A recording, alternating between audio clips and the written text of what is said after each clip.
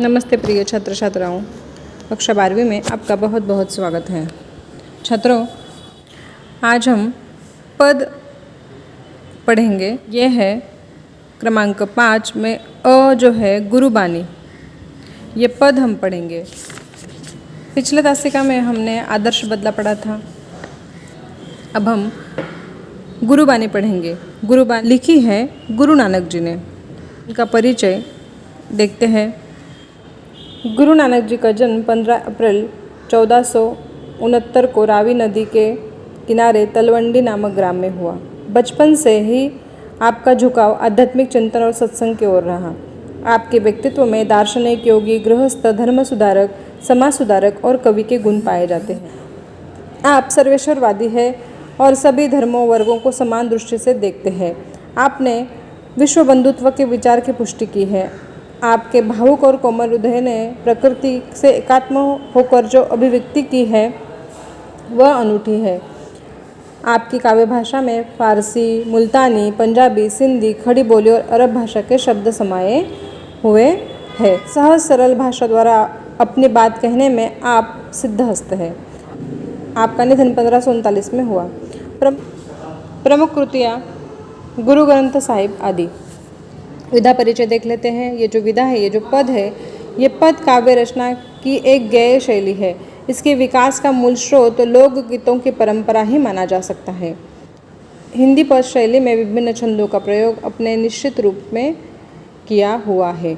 हिंदी साहित्य में पद शैली की दो निश्चित परंपराएं मिलती हैं, एक संतों की सबद और दूसरी कृष्ण भक्तों की परंपरा।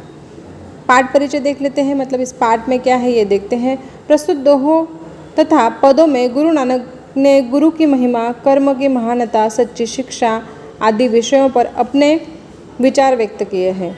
मनुष्य के जीवन को उदात्त और चरित्रवान बनाने में गुरु का मार्गदर्शन, मनुष्य के उत्तम कार्य और सच्ची शिक्षा का बहुत बड़ा योगदान रहता है। गुरु द्वारा किया जाने वाला ज्ञान ही शिष्य की सबसे बड़ी पूंजी है। संसार मनुष्य की जाति का नहीं अपितु उसके उत्तम कर्मों का सम्मान करता है। मनुष्य का श्रेष्ठत्व उसके अच्छे कर्मों से सिद्ध होता है, न कि उसकी जाति अथवा वर्ग से। गुरु नानक ने कर्मकांड और बाह्याडंबर का घोर विरोध किया है। ठीक है, तो बच्चों अब हम ये पद, ये गुरुबानी जो है इसे विस्तार से पढ़ते हैं। मैं आपको एक एक पद पढ़कर सुनाऊंगी और इसका विस्तार में अर्थ बताऊंगी। तो छात्रों ये देखो, ये जो चित्र दिखाई दे रहा है ये गुरु नानक जी का है। तो पढ़ते हैं हम। नानक गुरु न चेतनी मने आपने सुचेत, छूते तिल बुआड़ जीव सुए अंदर खेत। खेत अंदर छूट्या कहु नानक सहु नाह, फली अहि फुली अहि बपुड़े भी तन विच स्वाह। तो ये पद है। इस पद में जो कठिन शब्द है ये मैं आपको बताती हूँ। चेतनी का मतलब होता है चिंतन करना या फिर सोचना। मनी का मतलब होता है मन। सुचेत का मतलब होता है सचेत। बुआड़ का मतलब होता है बुआई करना। सहु का मतलब होता है ईश्वर और स्वाहा का मतलब होता है राख यानी कालिक। ठीक है, तो इसका अर्थ यह है कि गुरु नानक कहते हैं कि जो लोग गुरु का चिंतन नहीं करते, गुरु से लापरवाही बरतते हैं और अपने आप को ही ज्ञानी समझते हैं, वे व्यर्थ ही उगने वाली तिल की उन झाड़ियों के समान होते हैं जिनकी देखभाल करने वाला कोई नहीं होता। वे ऊपर से फलती फूलती दिखाई देती है पर उन फलियों के अंदर गंदगी और मैल भरा होता है। लोग ऐसे लोगों से किनारा कर लेते हैं। पद का ये अर्थ होता है कि जो लोग खुद को ज्ञानी समझते हैं, अभिमानी होते हैं, वो ऐसे तिल के झाड़ की तरह होते हैं। जो तिल का झाड़ तो फला फूला नज़र आता है, लेकिन उन अंदर से अगर उस तिल की फली को तोड़ो तो अंदर से सिर्फ गंदगी निकलेगी, कालिक निकलेगी, राख निकलेगी। तो ऐसे लोगों से भी लोग दूर भागते हैं। तो हमें ऐसा नहीं बनना है, हमें अच्छा बनना है। ऐसे तिल का झाड़ बनना है जिस पर गुरु की कृपा हो। गुरु से कभी अंतर नहीं करना चाहिए, हमें गुरु की आज्ञा में ही रहना चाहिए। यहाँ पर हमें गुरु नानक जी ये समझा रहे हैं। ठीक है बच्चों, अगला पद देखते हैं। जली मोह घसी मसी करी मती कागद करी सारू, भाई कलम करी चितू लेखारी, गुरु पूछी लिखू बिचारी, लिखू नाम सलाह लिखू अंत न पारावार। तो यहाँ पर ये जो पद है इसमें मसी का मतलब होता है साही, मति का मतलब होता है बुद्धि, सारू का मतलब होता है अच्छा, भाई का मतलब होता है प्रेम भाव, चित्तू का मतलब है चित्त, लेखारी का मतलब होता है लेखक, पूछिए मतलब पूछ कर। इस पद का मतलब हम जान लेते हैं कि गुरु नानक जी कहते हैं कि मोह को जलाकर और घिसकर साई बनाओ। जो मोह है उसको घिसकर साई बनाओ। अपनी बुद्धि को श्रेष्ठ कागज समझो। अपनी बुद्धि को श्रेष्ठ कागज समझो। प्रेम भाव की कलम बनाओ। चित्त को लेखक समझो और गुरु से पूछ कर लिखो। गुरु से पूछ कर लिखो, क्या लिखो? नाम की स्तुति लिखनी है। गुरु को पूछकर हमें नाम की स्तुति लिखनी है। साथ ही यह सच्चाई भी लिखो कि प्रभु का न कोई आदि है और न कोई अंत है। लिखो अंत ना पारावार, मतलब लिखो अंत ना पारावार। इसका मतलब होता है कि प्रभु का कोई अंत है, ना कोई आरंभ है, ना कोई अंत है। ऐसा प्रभु है, तो ये लिखना भी बिल्कुल भी नहीं भूलना चाहिए। ठीक है, आगे का पद हम देखते हैं। मन रे अहि निसी हरि गुण सारी, जिन खिनु पलु नामु न बिसरे, ते जन विरले संसारी। ज्योति ज्योति ज्योति मिलाए, सुरति सुरति संजोगु, हिंसा हऊ में गतु गए नाही सहसा सोगु। गुरुमुख जिसु हार मनि, बसे तिसु मेल गुरु संजोग। तो इसमें जो कठिन शब्द है वो पहले हम देख लेते हैं। तो अहिनिसी मतलब दिन रात, सारी यानी स्मरण, जिन यानी जिन्हें, पलु यानी क्षण या पल, मेले का मतलब होता है मिले, हार यानी माला। तो यहाँ पर गुरु नानक जी कहते हैं कि मन रे अहिनिसी मतलब हे मन, तू दिन रात भगवान के गुणों का स्मरण कर, जिन्हें एक क्षण के लिए भी ईश्वर का नाम नहीं भूलता। संसार में ऐसे लोग विरले ही होते हैं। विरले यानी कम, बहुत ही कम होते हैं। अपना ध्यान उसी ईश्वर में लगाओ और उसकी ज्योति से तुम भी प्रकाशित हो जाओ। जब तक तुम में अहम भाव रहेगा तब तक तुम्हें ईश्वर के दर्शन नहीं हो सकते। जिसने अपने हृदय में भगवान के नाम की माला पहन ली है उसे ही प्रभु के दर्शन होते हैं। तो ऐसा हमें गुरु नानक जी कह रहे हैं कि भगवान के नाम की माला पहनो। कहाँ? हृदय से पहनो, तो हम भगवान में एक रूप हो जाएंगे। आगे का पद देखते हैं। तेरी गति मति तू ही जाने, क्या को आँखी बखाने। तेरी गति मति तू ही जाने, क्या को आँखी बखाने।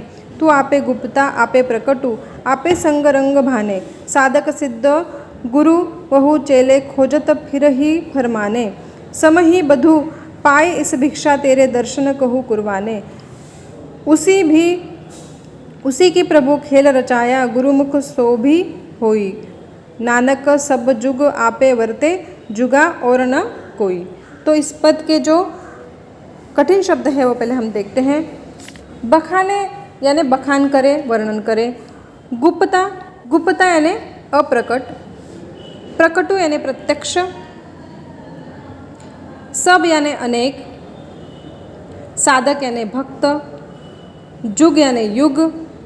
आपे यानी आप। तो ये जो पद है इसके कठिन शब्द देखे हैं। अब हम इसका विस्तार से अर्थ देखते हैं। तेरी गतिमति, तेरी गतिमति का मतलब हे प्रभु, अपनी शक्ति के सब रहस्यों को केवल तुम ही जानते हो। हे प्रभु, अपनी शक्ति के सब रहस्यों को केवल तुम ही जानते हो। इसकी व्याख्या कोई दूसरा नहीं कर सकता। सही बात है, अपना बखान आप खुद ही कर सकते हो, दूसरा कोई नहीं कर सकता। तुम ही अप्रकट रूप भी हो और तुम ही प्रकट रूप भी हो। मतलब तू ही आपे गुप्तता, आपे प्रकटू, आपे सब रंग भाने। मतलब तू ही क्या है? अप्रकट तू ही है, प्रकट भी तू ही है। तू अनेक रंगों का है। अगणित भक्त सिद्ध गुरु और शिष्य तुम्हें ढूंढते फिरते हैं। हे प्रभु, जिन्होंने नाम स्मरण किया उन्हें प्रसाद भिक्षा में तुम्हारे दर्शन की प्राप्ति हुई है। प्रभु, तुम्हारे इस संसार के खेल को कोई गुरुमुख ही समझ सकता है। प्रभु, अपने इस संसार में युग युग से तुम विराजमान रहते हो, कोई दूसरा नहीं। तो प्रभु को कहते हैं कि सारे संसार में तुम ही विराजमान हो। तुम्हारे दर्शन कब होंगे? जब हम गुरु की बात मानेंगे, गुरु की आज्ञा में रहेंगे, गुरु का हाथ पकड़े रहेंगे, गुरु के आशीष में रहेंगे, तभी हम तुझे जान सकते हैं। ऐसा यहाँ पर गुरु नानक जी कह रहे हैं। आखिरी का पद देखते हैं। गगन में काल रवि चंद, दीपक बने तारका मंडल जनक मोती। धूप मलयानील पवनु चंवरो करे सकल वनराई कुंतल ज्योति, कैसी आरती होई भवखंडना तेरी आरती, अनाहत शाबद बाजत भेरी। ठीक है, तो पहले हम इस पद के कठिन शब्द देख लेते हैं। गगन यानी आकाश, रविचंद्र यानी सूर्य चंद्रमा, तारका मंडल यानी तारामंडल, धूप यानी गुग्गुल, चावरो यानी चंवर, वनराई यानी वन संपदा, भेरी यानी नगाड़ा, अनाहत शब्द यानी योगियों को सुनाई देने वाली आंतरिक ध्वनि। तो इस पद का अर्थ हम विस्तार से देखते हैं। तो यहाँ पर कह रहे हैं कि जैसे कि जो संसार में जो दिन रात है वो दिन रात जो है वो महान आरती ही है, ऐसा यहाँ पर कवि कह रहे हैं कि संसार के जो दिन रात है वो महान आरती हो रही है। आकाश की थाल में सूर्य और चंद्रमा के दीपक जल रहे हैं, हजारों तारे सितारे मोती बने हैं, मलय की खुशबूदार हवा वाला धूप जो खुशबूदार धूप होती है जिसे जलाने पर घर महक जाता है, वो धूप महक रहा है, वायु हवा से चंवर कर रही है, जंगल की सभी वनस्पतियाँ फूल चढ़ा रही है, हृदय में अनहद नाद का वाद्य बज रहा है। हे मनुष्य, इस महान आरती के होते हुए तेरी आरती का क्या महत्व है। अर्थात भगवान की असली आरती तो मन में ही उतारी जाती है। श्रद्धा ही भक्ति की सबसे बड़ी भेंट है। मतलब हमें श्रद्धा रखनी है भगवान पर। ये दिन रात का जो फेरा है ये सब भगवान की वजह से ही चल रहा है और भगवान पर हमें भरोसा रखना है। इसीलिए हमें गुरु का हाथ थामे रखना है, गुरु की हमेशा हमें बात माननी है, ऐसा यहाँ पर गुरु नानक जी कह रहे हैं। ये जो पद है ये लिया गया है गुरु ग्रंथ साहिब से। ठीक है बच्चों, तो यहाँ पर ये जो है गुरुबानी यहाँ पर समाप्त होती है। तो आशा करती हूँ आपको समझ में आई होगी। धन्यवाद।